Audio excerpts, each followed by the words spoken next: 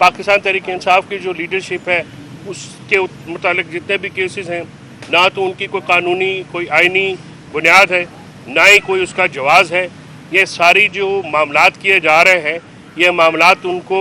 Target करने के लिए, इमरान खान साहब और उनके साथ खड़े हुए लोगों को टारगेट करने के लिए जो है वो किया जा रहा है, ताकि उनकी जो पॉलिटिकली जो उनकी मकबूलियत है उसको क्योंकि सियासी तौर पे तो शायद मुकाबला नहीं किया जा रहा, तो लिहाजा उनको टेक्निकल तरीके से और ये थाना कचहरी का जो मौजूदा हुकूमत जो PDM की है, इन सब का ये वतीरा है कि थाने और कचहरी की सियासत के ग्रास रूट लेवल पे भी करते हैं और अब ये यहाँ पे भी आ गए हैं। और खान साहब और मुराद सईद साहब को आज तलब किया हुआ था एक इंक्वायरी के सिलसिले में, जो कि एसिड रिकवरी यूनिट के कुछ मामला से मुतल्लिक थी। उसमें आज मैंने जवाब जो है मैं लेके आया था, मेरी मुलाकात हुई है। उन्होंने जवाब जो है वो उन्होंने कहा है कि रिसीव करने से इनकार कर दिया है। मैं ये जवाब जो है बज़रिया डाक अभी उनको दोबारा भिजवा रहा हूँ। इसमें मैंने जो हमने मेरे क्लाइंट्स की तरफ से 5 वफाकी वज़रा जो साबिक हैं, गुलाम सरवर खान साहब, मुराद सईद, डॉक्टर शीरी मज़ारी, अहमद और हमाद अज़हर साहब की तरफ से ये जवाबात जो है वो जमा मैं करवा रहा हूँ। इसमें हमारा मौक़िफ़ ये है कि काबीना जो है वो अपने जो डिसीजंस है उसके लिए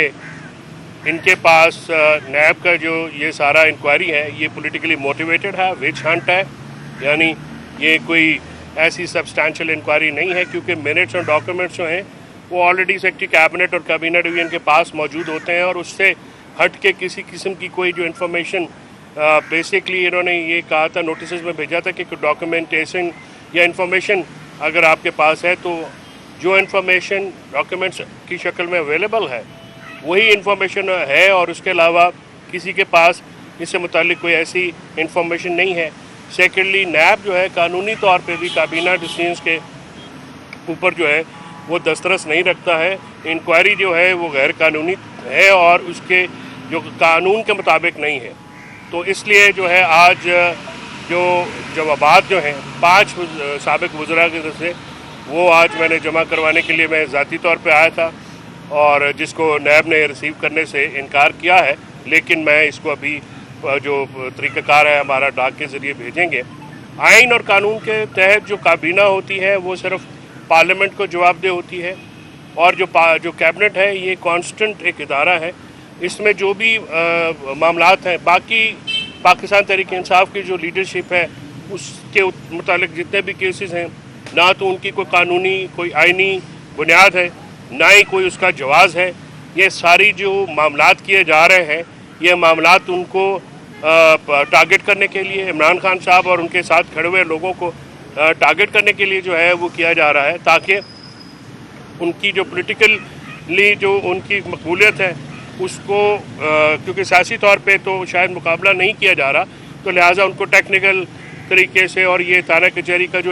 जो मौजूदा हुकूमत जो PDM की है, इन सब का ये वतीरा है कि थाने और कचहरी की सियासत के ग्रास रूट लेवल पे भी करते हैं और अब ये यहाँ पे भी आ गए हैं। और लिहाजा आपने इसीलिए देखा कि जितने भी आगे मुकदमात हैं वो बेबुनियाद हैं, गैर कानूनी हैं, उनकी कोई जवाज़ भी नहीं है और उस पर रिलीफ मिला है। ये इंक्वायरी आज हमने नैब को जवाब दिया है, बाकी वज़रा जो है उनके जवाबात भी जमा हो जाएंगे और अगर ज़रूरत पड़ी तो इंशाल्लाह इसको अदालत में भी लेके जाएंगे और नैब को आइन और कानून से हट के कोई भी काम करने की जो है वो हम इस तरह इजाज़त नहीं देंगे। आइन और कानून के तहत जो भी काम होगा वो आइन और कानून के रोशनी में होगा। जी, वो ये बताइएगा कि असद उमर और ये आएंगे गुलाम सरवर साहब, क्योंकि आपका उन्होंने जवाब मैं आके उनके यहाँ पे जवाब जमा कराने आया था। उनकी यहाँ पे हाज़िरी का मकसद नहीं है, उनका जवाब ये है कि इंक्वायरी अगर आप कानूनी तौर पे कर ही नहीं सकते तो फिर आप लोगों को नोटिस किस तरह से दे। देखिए, पहले तो नैब ने खुद देखना है कि जो वो इंक्वायरी कर रहे हैं क्या आइन और कानून में उसकी गुंजाइश है, उनके अपने नैब ऑर्डिनेंस में उसकी गुंजाइश है, तो उसकी गुंजाइश नहीं है और जिस इंक्वायरी में की गुंजाइश नहीं है उस पर लोगों को बुला के टारगेट करना, हरासा करना, ये तो कानून की मंशा नहीं है। फेयर ट्रायल है, आइन में बुनियादी हक है, जिसका भी आपने करना है। इसमें ये इनकी इंक्वायरी जो है वो चैलेंज भी हुई है हाई कोर्ट में शहजाद अकबर साहब की तरफ से। 13 उसकी तारीख है, उसमें ये पिछली दफ़ा पेश नहीं हुए तो इनको इन पर्सन हाज़िरी का भी ऑर्डर है। तो ये अदालतों के फैसलों का इंतज़ार करें अगर ये इंक्वायरी कर सकते हैं या नहीं कर सकते तो फिर अदालत को उस पर फैसला आना देना चाहिए। जो साहब मुबैना तौर पे 190 मिलियन वोट जो बरतानिया से आने थे और कमी खजाने में जमा होने थे, जिसके बदले में मुबैना तौर पर फराग हुकियों ने कहलिया थे अलकादरी यूनिवर्सिटी के लिए सैकड़ों एकड़ ज़मीन थी, इसकी इंक्वायरी कौन करेगा? देखिए, ये जो एलिगेशंस हैं प्राइवेट पर्सनस के, नैब जो है वो उस पर उसका और कोई भी जो अथॉरिटी है उसका ये पहले तो ये देखना है कि जो अलकादरी यूनिवर्सिटी का जिस ट्रस्ट की आप बात कर रहे हैं वो ट्रस्ट है। ट्रस्टीज जो है ना वो ज़मीन बेची जा सकती है, ना वो आगे किसी और मकसद के लिए इस्तेमाल की जा सकती है। वो यूनिवर्सिटी के ट्रस्ट के लिए जो है ज़मीन बनाई गई। अब कोई भी आदमी जो है वो ट्रस्ट के लिए अगर कोई चीज़ देता है अपनी मर्ज़ी से, कोई प्राइवेट पर्सन किसी दूसरे प्राइवेट पर्सन को देता है, तो उसमें तो मुझे समझ में नहीं आती कि नैब या किसी और की दस्तरस कैसे है। नैब का जो एक ही मतमा नज़र नैब बनाने का भी है कि कौमी ख़जाने में अगर किसी किस्म की कोई जो है वो मामलात हो या किसी को नुकसान हो तो उसमें तो देखा जा सकता है, लेकिन प्राइवेट पर्सन के मामलात में कैसे आप कर सकते हैं? जिस अपना बीबी का आपने नाम भी लिया, उनके ऊपर आपने वही केस बनाया जिसमें अयाज सादिक साहब ने भी उसी में प्लॉट लिया हुआ है, वो डॉक्यूमेंट्स आ गए, फिर वो जो है वो ड्रॉप होनी पड़ी। अयाज सादिक साहब को भी अगर आप कहें या दूसरे जो नून लीगी रहनुमाएँ जिन्होंने वहाँ पे फैसलाबाद में जाके प्लॉट्स लिए, उनको भी आप फिर इंक्वायरी में उठाएं। और फिर देखिए, कानून में कोई भी चीज़ करने से पहले ये इदारों का काम होता है कि देखा जाए, महज अहकामात आए उस पर अमल दरामद करें और दौड़ पड़ें, ये तो कोई कानून में इसकी गुंजाइश नहीं है। इंडिपेंडेंट फैसले लेने होते हैं। सर, शहजाद अकबर साहब के पास तमाम का रिकॉर्ड होगा क्योंकि वो उस टाइम